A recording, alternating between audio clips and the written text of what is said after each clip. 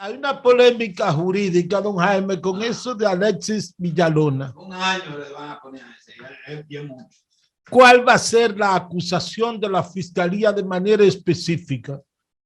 Porque hay muchos abogados que plantean que eso es un problema de tránsito. Sí. Y entonces la señora tendría que presentar una denuncia por agresión a ella. Porque el origen es un accidente de tránsito. Entonces, por eso los abogados de Alexis Villalona dicen, es un juez de paz que tiene que conocerme esto. Y si lo conoce un juez de paz, es un asunto de tránsito. Y si se conoce ahí, entonces, él no tendría muchas dificultades. El hecho es que si tú entonces lo pones como violencia en contra de la mujer, violencia en contra de esa agresión a esa mujer, entonces son otras situaciones. Por eso se está esperando qué es lo que la Fiscalía de Baní va a presentar. Como se aplazó para el jueves, entonces al tiempo. Pero desde el principio, yo he observado en ese caso que el show mediático le quita posibilidad de un análisis sopesado, tranquilo, ¿verdad? Porque realmente hay un exceso, es decir, el hombre tuvo una reacción excesiva, desproporcionada.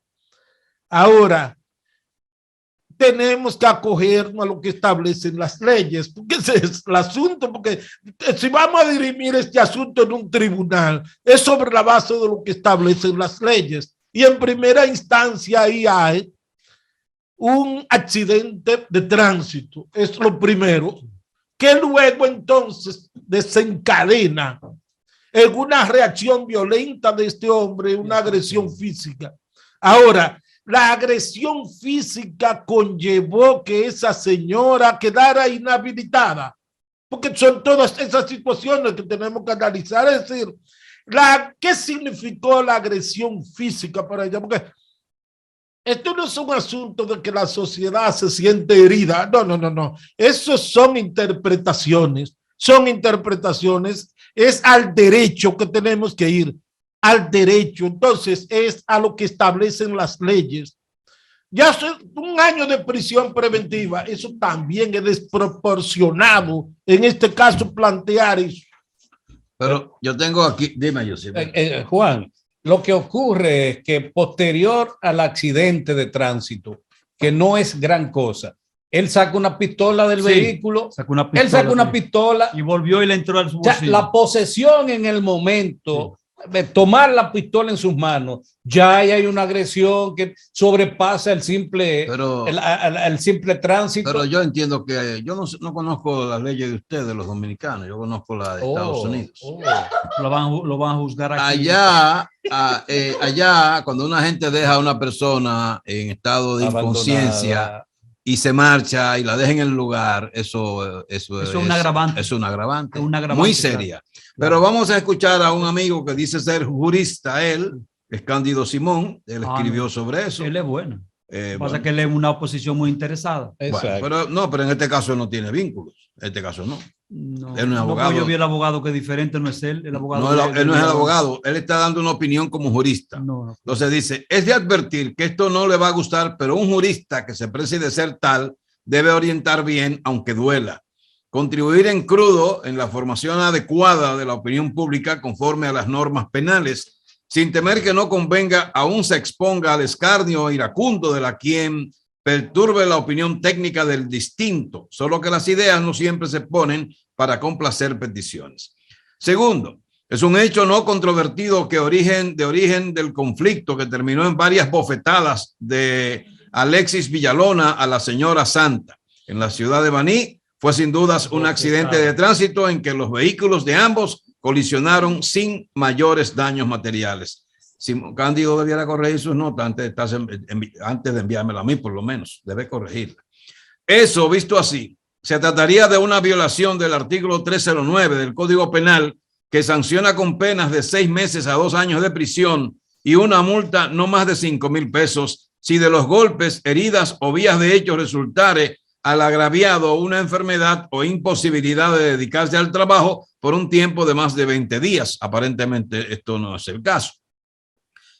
Cuarto, en esta circunstancia no se trata del crimen de violencia contra la mujer que el artículo 309-1 sanciona con pena de hasta 5 años de prisión, debido a que este texto penal exige que los golpes se hayan realizado por discriminación, con desprecio, odio o rencor por el hecho de ser mujer, en razón de su género, dice la ley. Tampoco es el caso.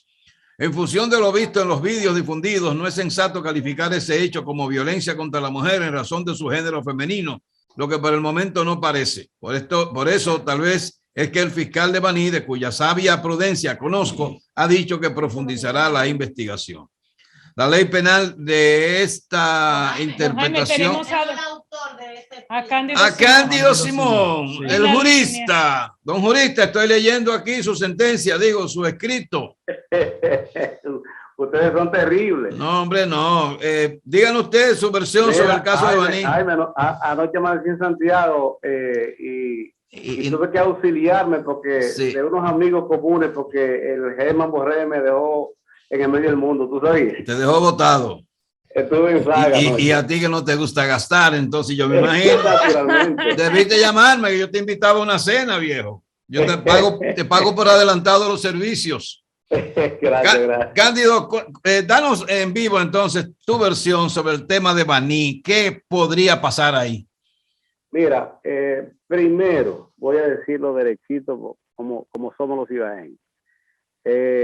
Ahí no hay violencia contra la mujer, porque él no la golpeó por el hecho de ser mujer, y el artículo 390 en el numeral 1, que es diferente al 390 pelado, dice que para que se considere que hay violencia contra la mujer, debe haberse golpeado en razón de su género, es decir, por discriminación porque sea una mujer.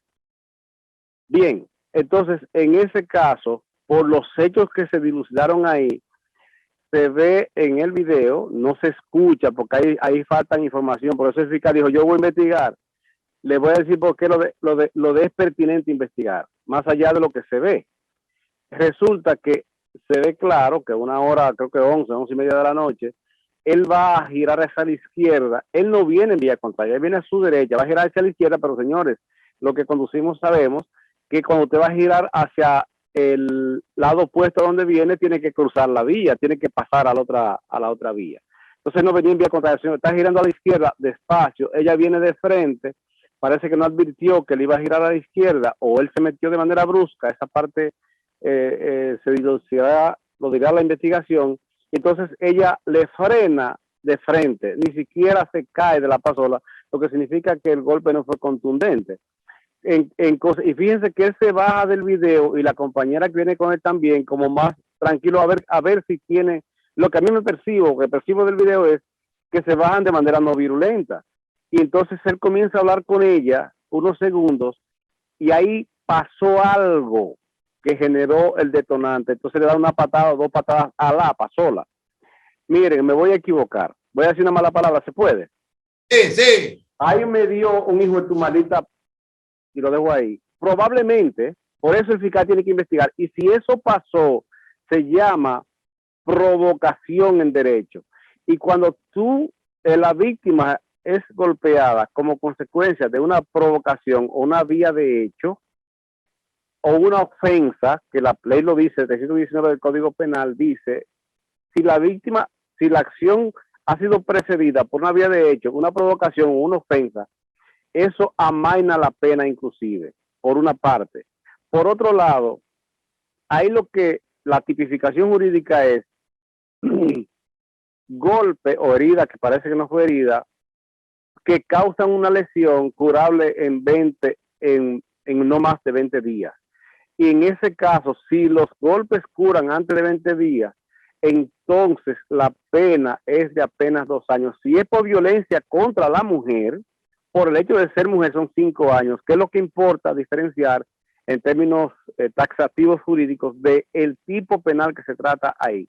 Desde mi punto de vista, visto desde afuera y no tan de afuera, porque yo fui a Baní, y justamente, y me reuní incluso con el fiscal y conversé con él. No estoy diciendo que esta sea la versión del fiscal, sí sé que conversé con él porque justamente la Comisión Nacional de Derechos Humanos me delegó junto con 2 juristas más, entre otros el presidente de la comisión de ahí de Baní, pero Manuel María me delegó con José Guzmán, que somos dirigentes nacionales de la comisión, y el delegado en Baní, y fuimos a ver el fiscal y después fuimos a ver a la familia. Es decir, e incluso, déjeme decir una cosa, es una familia orgánica la de él. Yo no lo conozco, ni voy a ser su abogado, ni lo crea que él tiene buen abogado, de hecho, no me necesita. Lo estoy diciendo de manera objetiva como jurista.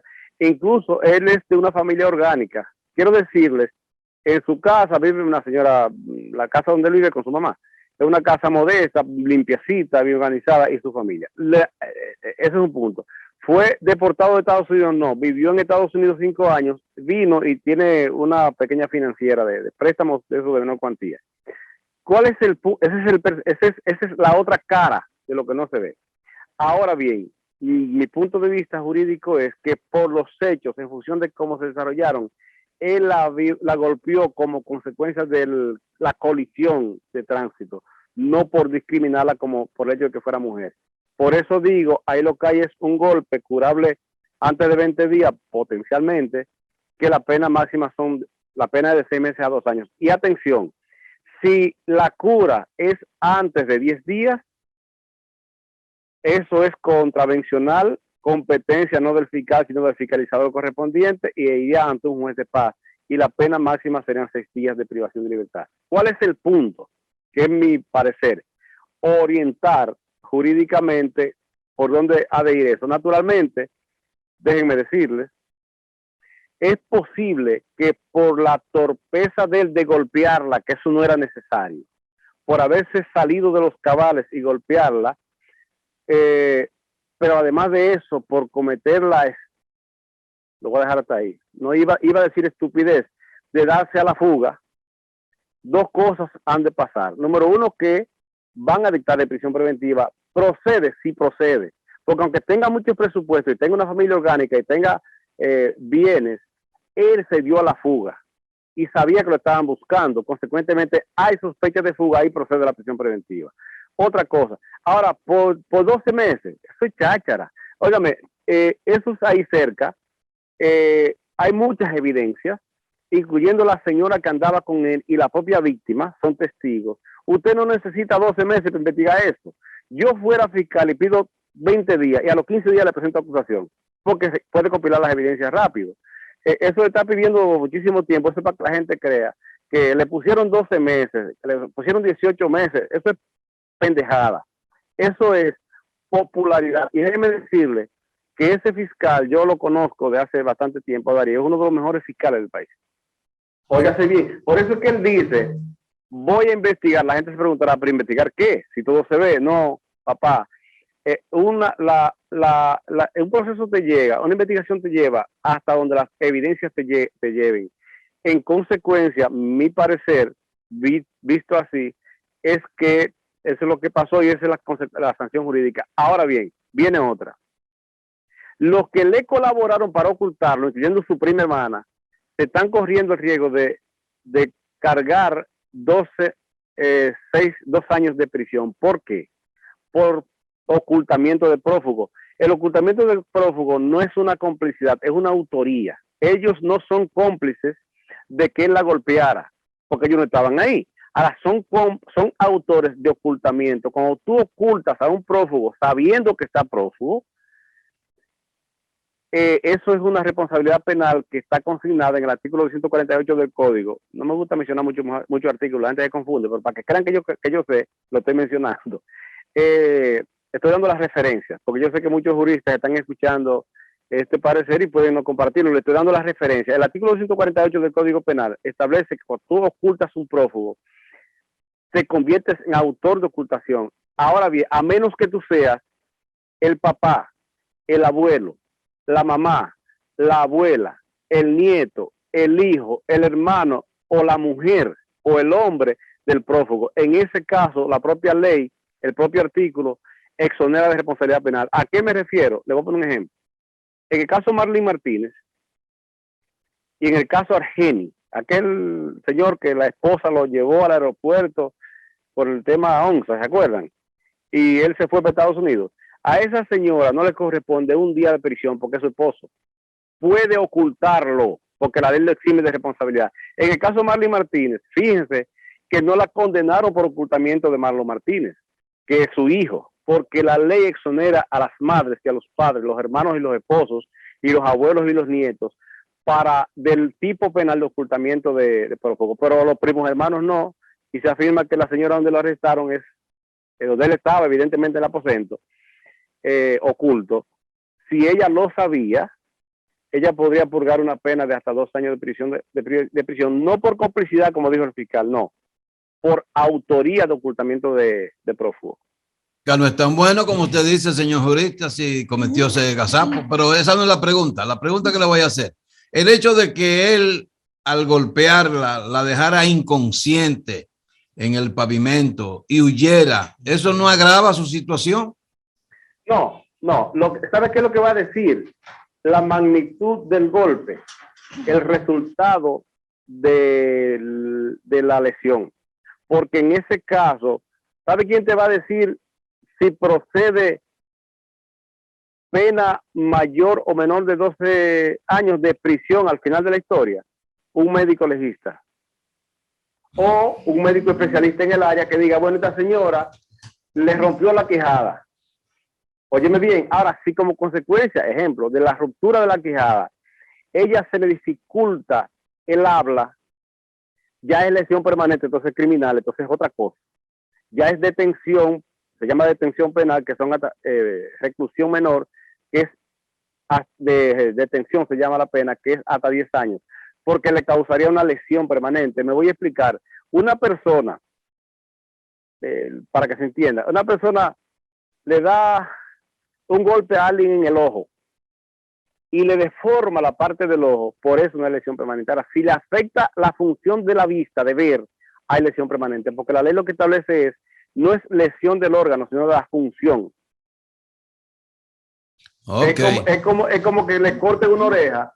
Si oye bien, la función de oír, si oye bien, una lesión permanente. Es una lesión que le causó, una herida que le causó lesión por un tiempo determinado, pero no es lesión permanente. Porque este es un tema bastante fino, no sé si lo estoy explicando bien. La lesión permanente es a consecuencia de que le lesione la función del órgano. Por ejemplo, te corta la lengua y no puedes hablar bien, que la función, entre otras, es de degustar, el salivar y hablar. Por no hablar bien, o por no oír bien, o por no oler bien, si te rompe la nariz, entonces habría lesión permanente, salvo que esa lesión sea como consecuencia de una actuación legítima. Por ejemplo, un boxeador le rompe la nariz a otro y él no puede oler bien a partir de ahí, pero es una lesión legítima porque es en ocasión de una intervención deportiva. Un médico, por ejemplo, una intervención quirúrgica te puede abrir la barriga, ¿sabías? Y el corazón, y por eso no hay una lesión, no hay sanción porque es una función legítima. Junté muchas cosas, pero yo espero haberlo explicado bien.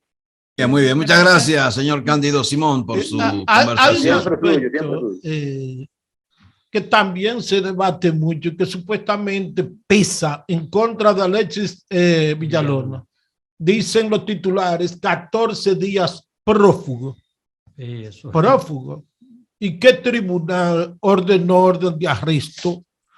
No, la policía lo anda buscando y él salió huyendo, pero eso no es prófugo, porque para tú estar prófugo tiene un tribunal que ordenar conducencia, tiene que ordenar una orden de arresto, de lo que sea, para tú estar prófugo.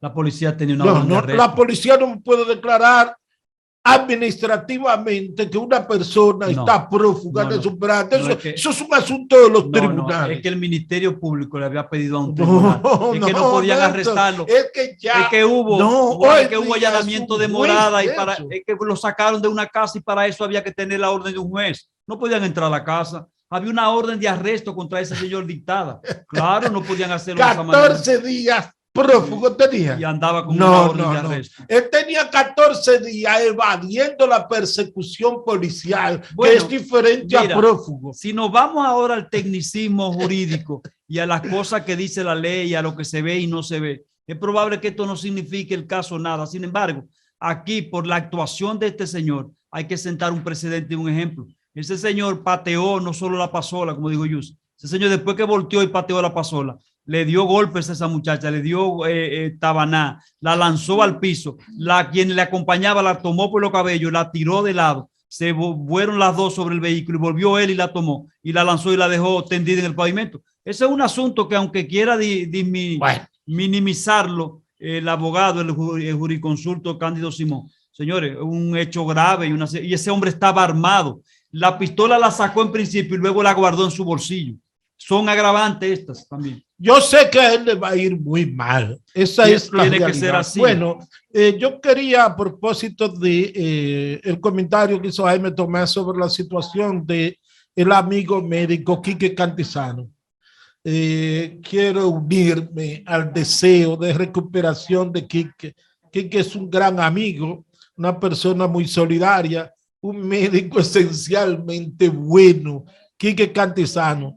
Pero aprovecho porque hay una joven comunicadora aquí en Santiago de los Caballeros que vivió una experiencia con eso de el contagio del coronavirus, que eso es terrible. Ella llevó a su papá a emergencia de la clínica Corominas y no se lo aceptaron porque supuestamente estaba lleno. Lo llevó, la enviaron, escúchame brevemente, la enviaron al materno infantil, porque supuestamente la Corominas estaba llena. Tampoco se lo aceptaron en el materno infantil. Finalmente, a través de buenas relaciones, consiguió un espacio en la Unión Médica. Es decir, contrario a lo que se plantea, hay una situación verdaderamente dolorosa y crítica, porque la mayoría de clínicas de Santiago hay un rebrote de pacientes, es decir, no están aceptando los pacientes y eso es gravísimo. El fin de semana fue doloroso porque yo conozco de varias personas que vivieron esa situación que vivió esa amiga comunicadora. Félix Portes, tenemos en la línea. Buenas tardes. Muy buenas tardes. Adelante a sus órdenes. Adelante, Portes. Félix, queremos saber la opinión tuya sobre el caso de Baní, el famoso tal Villalona, que acaba Interior y Policía de anunciar que le cancela de por vida la licencia de fuego de Alexis Villalona. Parecería que Chubaque va a estar ahí de por vida en el Ministerio de Interior y Policía.